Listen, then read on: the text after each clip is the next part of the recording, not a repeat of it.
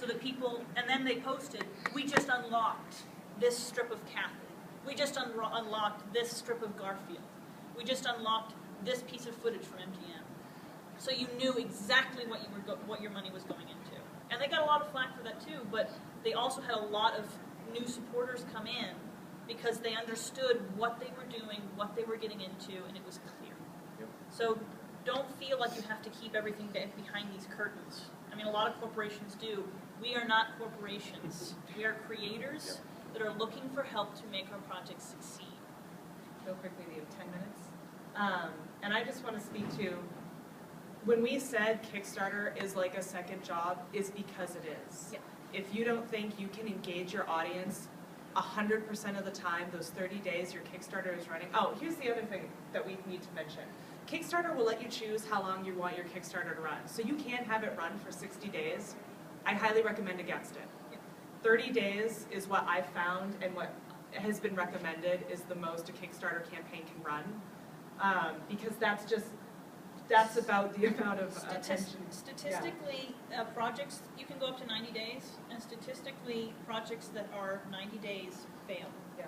The chances of you failing go up as you extend the amount of time required. Yeah. Because it's kind of like people are willing to tolerate you screaming with your megaphone about your project for 30 days. They can handle that. But when you're doing it for 3 months, burnout sets in, people don't care, and you lose your secondary burst. And so it might seem like a good idea, but it's really not. I'd recommend the 30 days. But also, can you imagine doing it for 90 days? let's I'd not, be dead. No. I would be dead. There are things like Hootsuite that you can schedule updates for, say you want to tweet, but maybe you're going to be out of town that day, or say you want to post things on other social media. You can find other things that can manage that, like those blasts for you, but also maybe put together a team of people that are behind the scenes that'll get thanked later on, and just make sure that they're also helping you manage your Kickstarter while you're not able to. Because you're going to get those people that are going to start asking questions and going to want to engage, and if you're not there to catch them when they want to do that, and if you don't get them maybe within that hour, you could potentially lose a backer, because they're like, oh, well, do they not have time for me? And you never know what the person on the other side of the computer is thinking. Like, are they super friendly, or are they like really paranoid hiding in a bunker? Well, you're not going to be able to get everybody. But you won't be able to get everybody, but if you at least engaged. also show the fact that you're making the effort, like that will also come across too. So if you're doing, you know, a very ambitious project, make sure you have a team of people to help you, and it's not just you, because I don't want to say this and have it sound horrible, but you will probably die. Like, you'll go insane and curl up and die. There was actually in the survival video I did to talk on more. We've been talking a lot of practical elements, but to talk on the more artsy fartsy emotional elements. One of the keys to surviving Kickstarter as a creator is to disconnect your self-worth from the success or failure of the project. Yes. If you succeed or fail, if people are backing you or not, it says absolutely nothing about you as a human being and your worth. And I've seen a lot of artists crash and burn because they take it as who they are and they can't disconnect that from them. Yeah. So if they fail, it's not that the project wasn't ready yet, or that the audience wasn't ready yet. It's that they personally are a failure. So if you can disconnect that piece of it, try to get enough sleep, try to eat. I mean, you laugh, but I developed insomnia while I was doing this. So I dreamed that I met Nathan Fillion, which something I wanted to do for a very long time. And instead of talking to him about the project, I was like, can I tell you about my Kickstarter?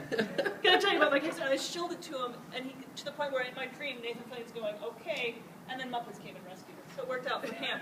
But the thing is, it will eat your life. Yeah. So do everything you can to take care of yourself, not to neglect yourself, disconnect your worth from the project. That will help you survive this and still not be a nutter by the end. I know I got pretty sick during the Kickstarter. I know Nami had some feelings during the Kickstarter. It's rough. It's rough because it's a constant. You're constantly watching those numbers, and you're constantly watching are people interested, and you're constantly like, I mean, we're already on social media a lot, but I would say I was on social media that month 3 times more than I usually am, which is insane. I mean, and when you get And then, oh my gosh, let's talk about if you aren't funded and then you see your funding drop a little bit because somebody either pulled out or changed their funding. Yeah, that can crazily stress you out, and you have to be able to kind of step back from that and, you know, understand that bell curve, understand what you're up against, and understand that you do have at least some control. You yourself have the power to send updates, to talk with people. I will say the night that we made our goal, it was because Nami was in a video chat with readers of ours, with fans of ours, with friends of ours, who we were talking about the Kickstarter, and they were like, hey, we want to help make this a thing, let's do it. Like me with the birthday thing, it was Right. a personal connection. We literally made our Kickstarter because of because we were interacting with our fans. So I think that's something to really remember. Don't also discount, you were talking about that planning stage. Take a time to try and get interviews then. Do media blitzes then, or at least schedule them with people. Because I was very fortunate that a couple people asked me to do an interview around when I was preparing, and I was like, no, can you delay this until October 1st? And I had a lot of people go, oh no, that'd be fine. So I didn't have to do the work during the Kickstarter. I'd already done that interview. That was already in the bag. So if you can interact with people and ask for those interviews, then for them it's easy because then they don't have to worry about it. For you, it's well timed. Yeah. So try and do as much front work as you can so that you can really focus on that engagement during. Okay. So we know we have a lot of doom and gloom about Kickstarter. Please don't let that terrify you. We just want you to come at it well-tempered and not with the stars in their eyes like Jason and I did. We were like, this is going to be great. I warned you. There's And then we very got little punched in the information on face. Kickstarter, so it's always good to ask people who have done Kickstarter. It can the best you can do with Kickstarter is to know more and more and more about it. Yeah. The more you know, the better your life is with Kickstarter. So. And we are almost out of time. Does anyone have like a final question?